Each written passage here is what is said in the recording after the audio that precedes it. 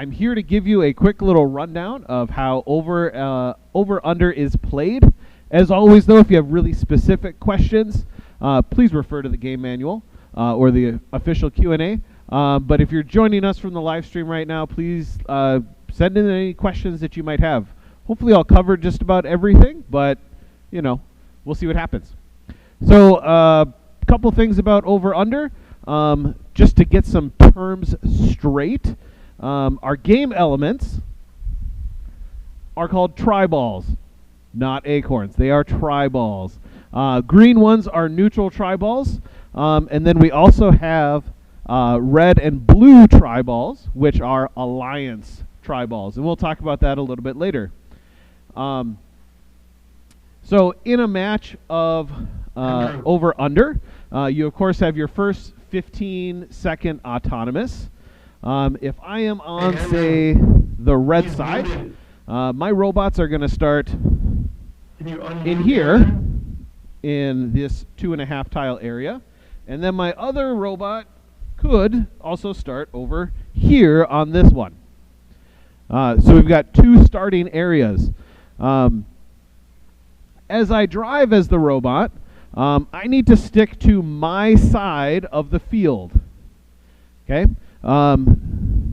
We have this neutral zone area, which anybody can be in. And then we have this double white line, which is the also kind of neutral area. Don't want to cross that in autonomous. So as a robot, I'm doing different things. I can, for instance, take tri-balls, and I can score them in a goal during an autonomous. That's going to be worth 5 points if I get that tri-ball into my goal, right? Red goal, red points. Also, each side of the field has what's called the offensive zone. So each ball that ends up in that offensive zone is worth 2 points for that alliance. So this is my red offensive zone. Every tri-ball that ends up over here is going to be 2 points for the red team. Okay, so trying to get more points than everybody else. Also during the autonomous period, we have the autonomous win point, which is a 3-step process that you have to accomplish as an alliance to get that bonus AWP. Got to remember what this is. I have to remove the tri-ball from my starting match load zone on my side of the field. So this specific tri-ball has to be removed. I've got to score an alliance tri-ball in any goal. So I'll have a red tri-ball, because that's worth points for my team, no matter which goal it ends up into. And then I have to touch the hang bar. So 3 steps to reach that AWP and get those kind of bonus points. This is our end game, so we'll get to that towards the end there. Some other rules to make note of. These tri-balls are not supposed to just kind of roll into the goal. We don't want them to do that. And in fact, the field is designed such that you can't do that. They want you to, in the way that this is designed. By the way, there's a great video out on YouTube done by the GDC that talks about kind of how the field is designed to work and function, goes over some of the finer points of the rules. Really, really good video. Check it out if you haven't. But they want you to have to kind of force. They want you to kind of have to force that tri-ball into the goal to require a little bit of force. To be considered scored, you need to get just 2 points of the tri-ball underneath or in the zone. So even though this tri-ball is not technically in the goal, because I have 2 points that are in there, it is considered scored. Now that tri-ball is safe until my team is not really a penalty or anything like that, but is committing what's called double zoning. So really the game's kind of designed so that one robot stays over here and one robot stays over there. But if we put 2 of those robots on the same side of the field, that opens up my goal in order to be de-scored by my opponents. Now, the referee isn't going to call this out. The referee's not going to say anything.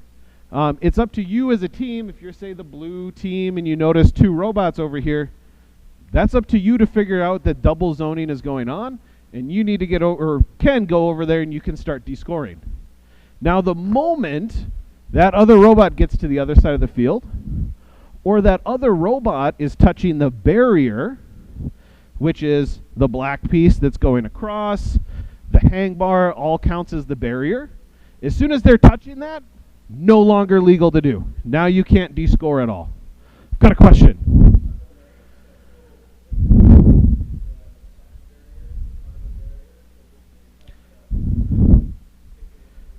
So the question was, I'll go to this one so that we can see on the camera a little bit better. Question is, are these legs that are sticking out on either side part of the barrier? Yes. Those are part of the barrier because that is all connected. So it's not just this centerpiece, it should be everything. And we'll fact check me just in case on that. I see that happening in the background. Right, long or short barrier. Thank you so much for the clarity. But still a barrier, so it still counts for that. So autonomous happened, things are going on, we then get to our driver control period, robots are moving around, they're doing their thing. The last 30 seconds of the match, well, sorry, back that up one sec. During the match, you'll notice there's very few game objects on the field. But in actuality, each side has 22 match loads that can be introduced at any time during the driver period into the match load zones. So if I'm over here, my robot's doing its thing, I can at any point take a tri-ball, put it into the zone. Now, even if there's already one there, I can still put tri-balls into the zone as long as I can introduce them into a legal position. So if my strategy somehow involves putting 5 of them in here, even though I can only control 1 tri-ball at a time in the match, or possess 1 tri-ball, I could do that. I don't know why you'd want to, but hey, that's your strategy. There's one other thing that I'll mention to this. If my robot, my team's robot, has driven over here, and they are just touching this bar, or they are touching the inside of this zone, I can put this tri-ball directly onto my robot. Even if my robot's over here, because I'm touching the barrier, or or the match load pipe, or the tile in there, I can put that ball into my robot if I've got some kind of launching mechanism or some other device to make use of that. So that's our match load zone.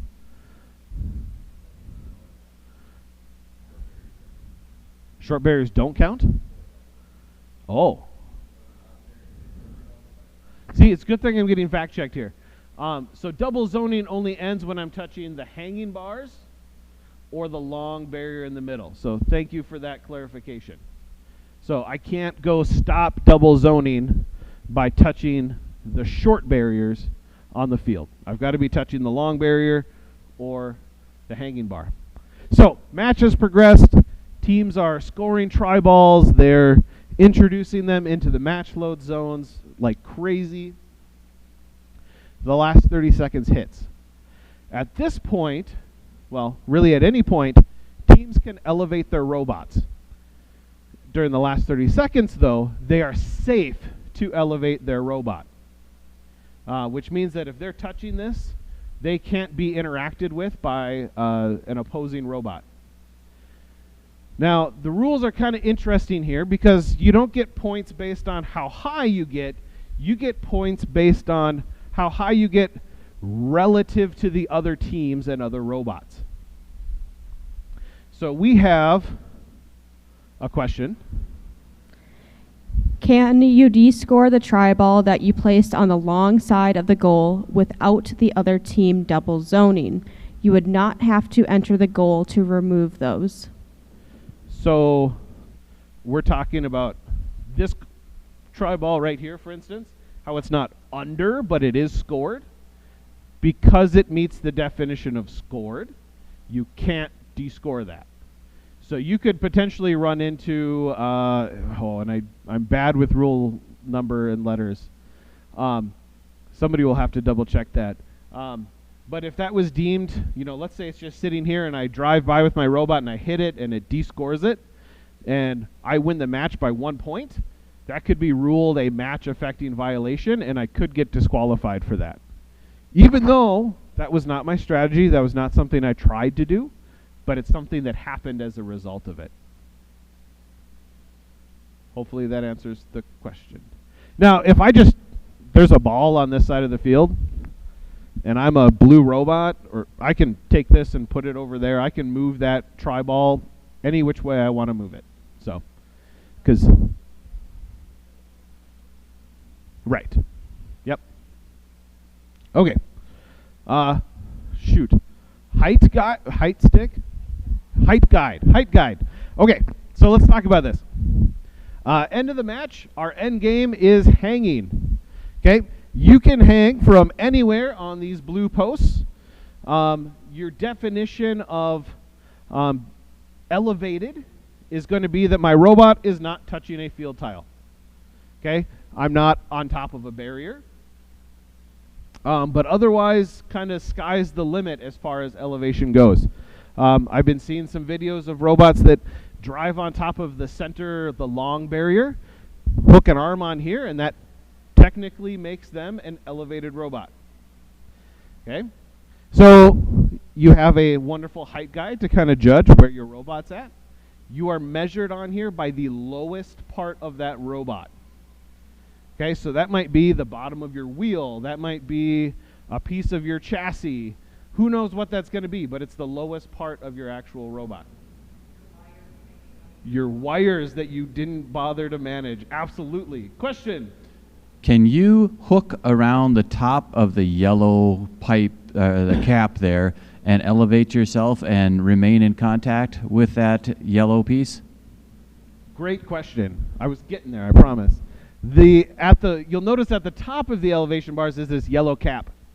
The yellow cap is not legal to hang or to elevate from. So if my robot does grab onto here and hoists itself up, I am not considered elevated because I'm touching that yellow piece. Ish. Contact with it at the end of the match. So Right. if you utilize it to climb, Right. you I'm just not have considered elevated until the match is over. correct. So if you use it to elevate, but then you let go of the cap, Yes. you're still good. Yep. If I get my robot up here and I hook onto this whole thing, but at the end I have a piece of it that kind of comes off of it, and so I'm only holding on right here, I am considered elevated. And who knows, maybe I'll be at zone H at that point. Okay? Now, you'll notice the height guide goes 2 zones higher than what you can actually grapple onto. The way it was designed is, who knows what teams are going to come up with. Maybe teams will be able to lift other teams. But if I can lift my own robot up and I can put my teammate above me or something, I could maybe get into that I or J section to get a little bit higher. Now the scoring, you're simply putting your robots into tiers. The highest robot gets 20 points. The next highest robot gets 15, and then 10, and then 5. Now if, for instance, I've got a robot in H, and the other team has a robot in H, and that's the highest level, both teams would get maximum points.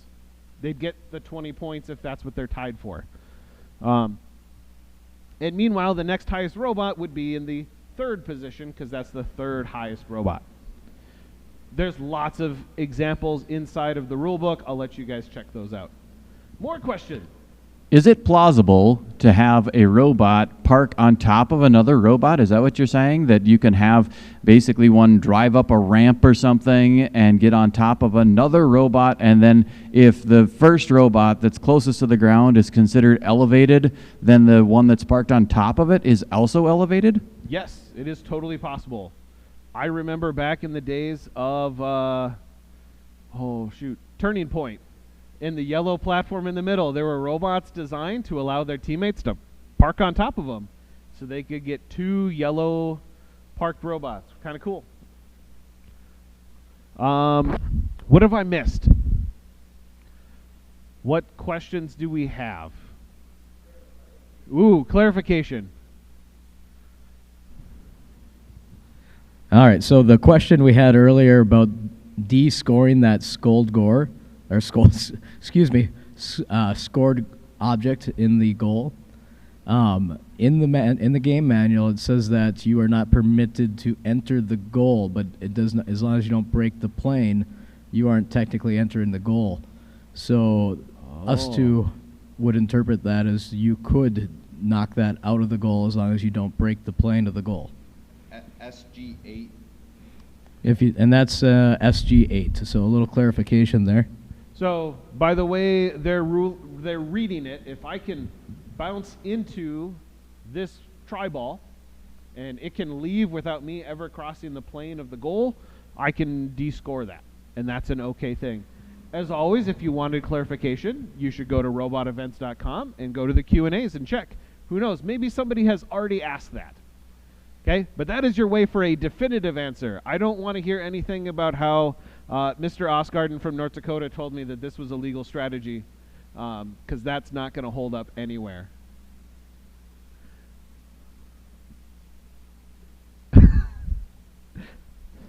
Other questions? Yeah. Oh, great. In order to be elevated, can I be touching the long barrier and a tri-ball simultaneously and be considered elevated? Okay, are you asking me to try and stump me, or is this an honest question? I do believe the rules say nothing about how you can't touch a tri-ball.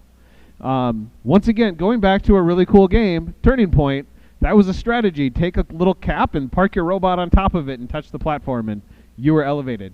So yeah, if your robot can sit on a tri-ball, cool. You can elevate with that, as long as you're then touching the post. Or the long, yeah. Other questions?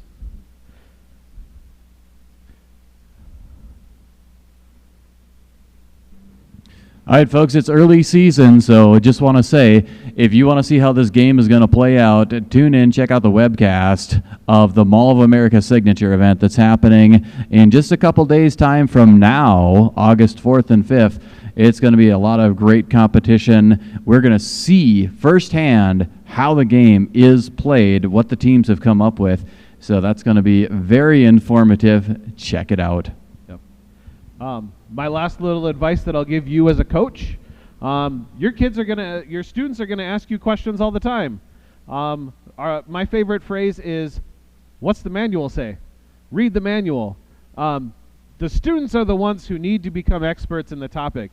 The students are the ones who are going to have a friendly conversation with the head ref at the tournament over a rule they might disagree with. Notice the friendly conversation part. Okay? It's not the coach, it's not the parents on the sideline that need to be the experts.